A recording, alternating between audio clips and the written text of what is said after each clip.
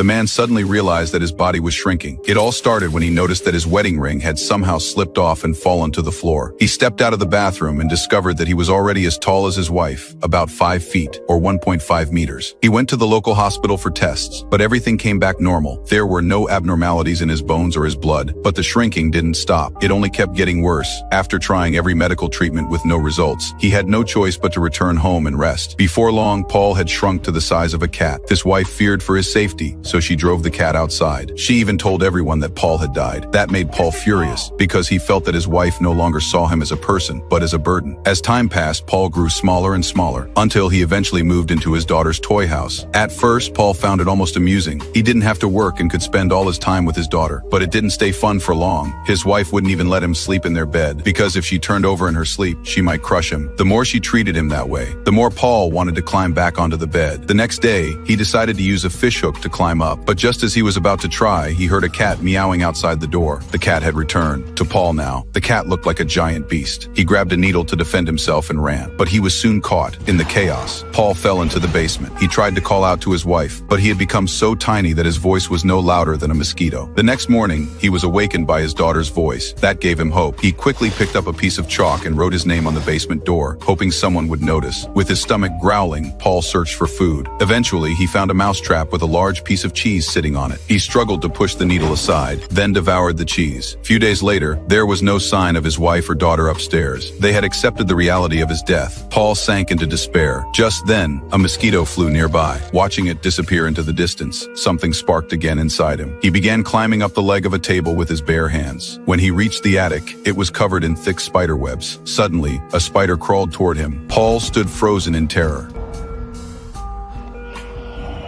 Then, at that exact moment, the mosquito was caught in the web. The spider abandoned Paul and turned toward the mosquito instead. Paul was spared. He made his way to the window and looked up at the sky. Only then did he truly understand how insignificant he was in the vastness of everything, so small that it almost didn't matter at all.